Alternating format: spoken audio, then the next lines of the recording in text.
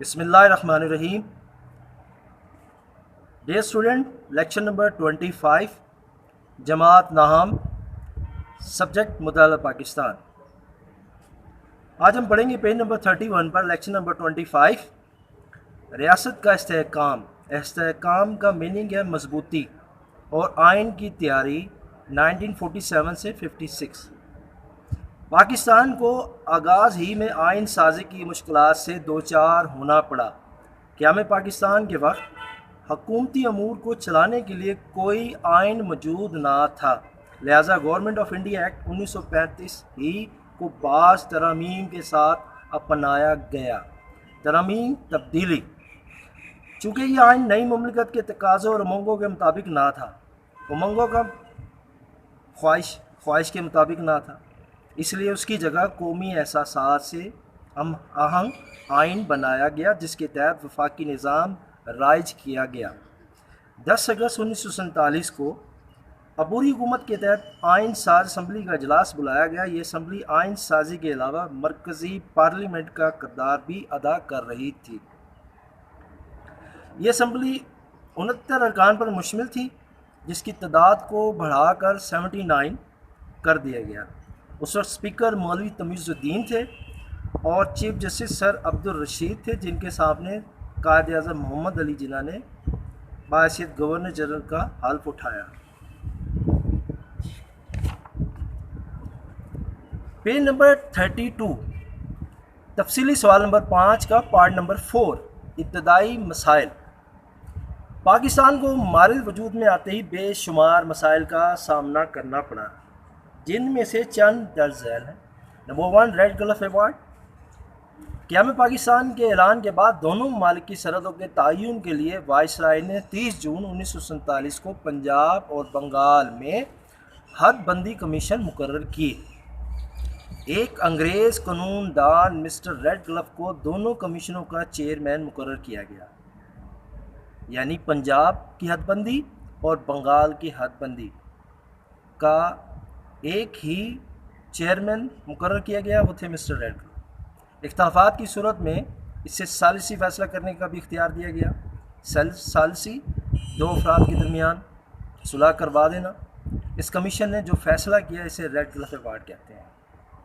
Red gulf award میں سرحدوں کے بارے میں جو اعلان کیا گیا تھا وہ انصاف کے تقاضوں کو پورا نہیں کرتا تھا.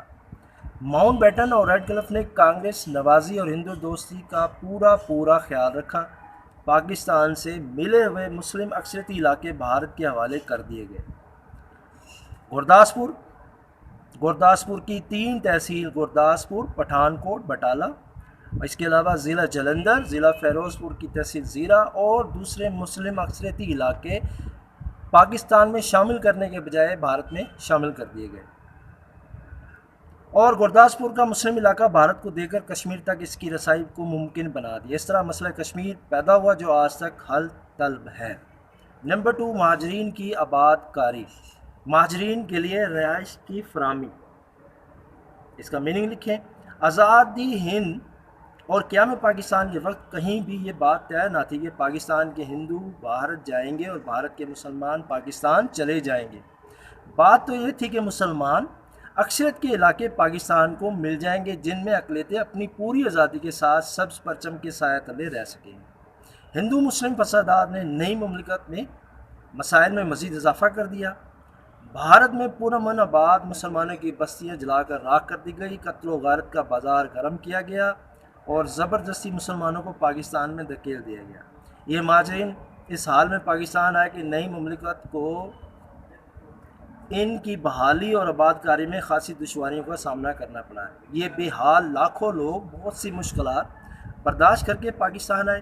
مہاجرین میں زخمی اور بیمار بھی تھے, جن کو مہاجر کیمپوں میں رکھا گیا, جہاں ہیضے کی وبا پھوٹ پڑی.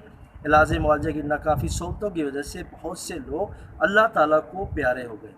اگرچہ یہ نئی مملکت کے لیے ایک زبردست آزمائش تھی, مگر مسلمانوں نے دل کھول کر اپنے مہاجر بھائیوں کی مالی امداد کی, انہیں کھانا اور لباس مہیا کیا, اور آخرکار یہ مشکل وقت بھی گزر گیا.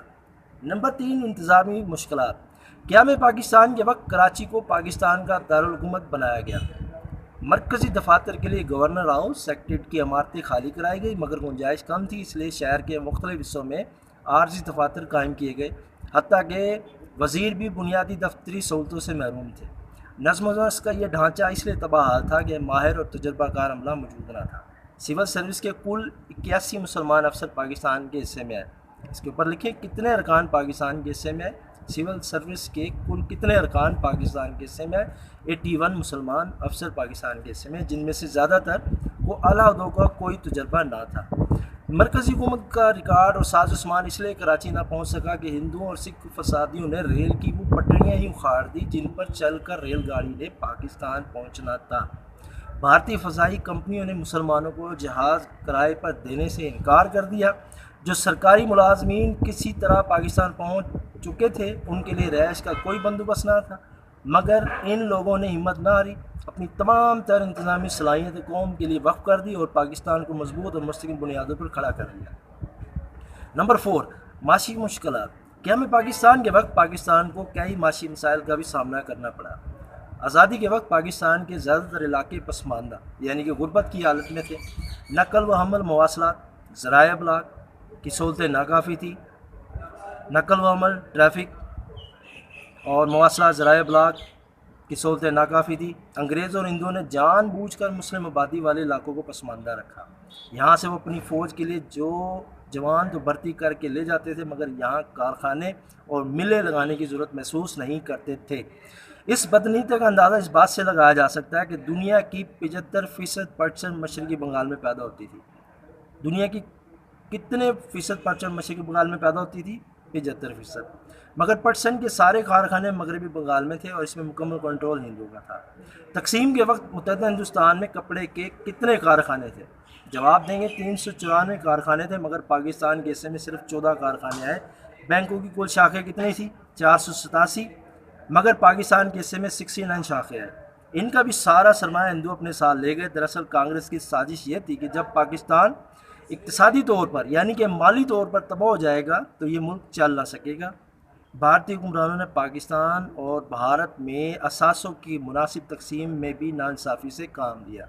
وہی لوگ بہانوں سے پاکستان کو اس کا حصہ دینے سے گریز کرتے رہے۔ انہوں نے پاکستان کی معیشت کو تباہ کرنے کے لیے ہر ممکن حربہ استعمال کیا اور پاکستان کے حصے کے اثاثے روک لیے۔ نمبر 5، فوجی اثاثوں کی تقسیم۔ برصغیر کی تقسیم کے بعد فوجی اثاثوں کی تقسیم میں بھی انصاف سے کام نہ لیا گیا۔ حکومت برطانیہ نے یہ طے کیا کہ 3 جون 1947 کے منصوبے کے مطابق بھارت اور پاکستان میں تمام فوجی اثاثے 64% اور 36% کے تناسب سے تقسیم کر دیے جائیں گے۔ سوال لکھے کہ 3 جون منصوبے کے مطابق پاکستان اور بھارت میں جو فوجی اثاثے تھے کس تناسب سے تقسیم کیا گیا؟ 64% اور 36% کے تناسب سے۔ متحدہ بھارت میں 16 اسلحہ بنانے والی فیکٹریاں کام کر رہی تھیں۔ کتنی فیکٹریاں کام کر رہی تھیں؟ 16 فیکٹریاں، اور ان میں سے ایک بھی ایسی نہیں تھی جسے پاکستان کو ملنے والے علاقوں میں بنایا گیا۔ بھارتی حکومت اسلحہ بنانے والی فیکٹری تو کیا اس کی مشینری کا کوئی پرزہ بھی پاکستان منتقل کرنے پر آمادہ نہیں تھی، راضی نہیں تھی۔ کافی تکرار بحث کے بعد طے پایا کہ اسلحہ بنانے والی فیکٹریوں کے حوالے سے پاکستان کو 60 ملین روپے دیے جائیں گے۔ اسلحہ فیکٹری والے بنانے والے پاکستان کو کتنے روپے دیے گئے؟ جواب 60 ملین روپے، تاکہ وہ اپنی اسلحہ بنانے والی فیکٹری قائم کر سکے۔ عام فوجی اثاثوں کی تقسیم کا جو فارمولہ بنایا گیا، حکومت ہند نے اسے بھی مسترد کر دیا، جس سے حالات مزید پیچیدہ ہو گئے۔ یوں پاکستان کو اپنے جائز حصے سے محروم کر دیا گیا۔ نمبر 6، زرعی مشکلات۔ پاکستان بنیادی طور پر ایک زرعی ملک ہے جہاں نہری آبپاشی کے بغیر زراعت ممکن نہیں۔ تقسیم ہند کے وقت دریاؤں اور نہروں پر اہم ویٹ ورکرز بھی بھارت کو دیے گئے، جس کے نتیجے میں ہماری نہروں کا کنٹرول بھارت کے پاس چلا گیا۔ پاکستان کو غیر مستقل یعنی کہ کمزور کرنے کے لیے بھارت نے فیروز پور پر دریائے ستلج، ضلع فیروز پور دریائے ستلج اور مہادو پور دریائے راوی کے ہیڈ ورکرز سے پاکستان کو پانی کی فراہمی اپریل 1948 میں روک دی۔ یعنی کہ فیروز پور دریائے ستلج اور مہادو پور دریائے راوی سے آنے والا جو پانی تھا وہ 1948 میں روک دیا گیا۔ اس چال کا مقصد پاکستان کے زرعی علاقے کو بنجر کرنا اور پاکستان کو معاشی طور پر غیر مستقل کرنا تھا۔ چنانچہ سندھ طاس معاہدہ 1960، یہاں پر سوال لکھے سندھ طاس کا معاہدہ کب ہوا؟ 1960 میں ہوا۔ پانی کے تنازع کو حل کرنے کے لیے عالمی بینک نے پاکستان اور بھارت کے درمیان یہ معاہدہ کروایا۔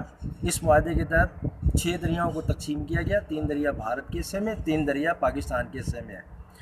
دریا راوی، ستلج اور بیاس بھارت کو اور 3 دریا سندھ، جہلم اور چناب پاکستان کو۔ نمبر 7، سیاسی مشکلات۔ قیام پاکستان کے وقت پاکستان کو کئی سیاسی مسائل کا بھی سامنا کرنا پڑا۔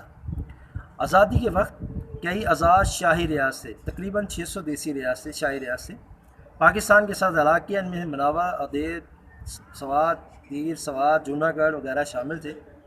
بھارت کو ان ریاستوں کا ہلاک پسند آیا اور اس نے جونا گڑھ پر 9 نومبر 1947 کو قبضہ کر لیا۔ بھارت نے جونا گڑھ پر کب قبضہ کیا؟ 9 نومبر 1947 کو۔ اسی طرح ریاست کشمیر پر بھی بھارت نے 1947 کے آخر میں قبضہ کر لیا۔ سوال منشن کریں کشمیر پر کب قبضہ کیا؟ 1947 میں۔ اس کے بعد قائد اعظم کی وفات پر جب قوم غم میں نڈال تھی، بھارت نے 17 ستمبر 1948 کو حیدرآباد دکن پر بھی قبضہ کر لیا۔ سوال لکھیں حیدرآباد دکن پر کب قبضہ کیا گیا؟ 17 ستمبر 1948 کو۔ اس طرح قدم قدم پر بھارت نے پاکستان کے استحکام یعنی مضبوطی کے خلاف مسلسل کام کیا، کمزور کرنے کے لیے۔ کشمیری عوام پاکستان سے الگ کرنا چاہتے تھے، پاکستان سے منسلک ہونا چاہتے تھے۔ الگ کا مطلب ہے منسلک ہونا۔ اسی گو مگو کی کیفیت یعنی کہ دھوکہ دینا کی کیفیت میں ریاست میں تحریک آزادی نے زور پکڑا اور آزاد کشمیر کا علاقہ پاکستان میں شامل ہو گیا۔ یہ تھا ہمارا آج کا لیکچر نمبر 25، تفصیلی سوال نمبر 5، پیج نمبر 32، 33 اور 34 پر۔ امید ہے آپ کو یہ لیکچر سمجھ آیا ہوگا۔ میں نے اسے فل بھی کر دیا ہے، میننگ بھی لکھ دی ہیں۔ آپ اسے ہائی لائٹ کریں، یلو ہائی لائٹر یوز کریں اور اسائنمنٹس کو واٹس ایپ کریں۔ شکریہ۔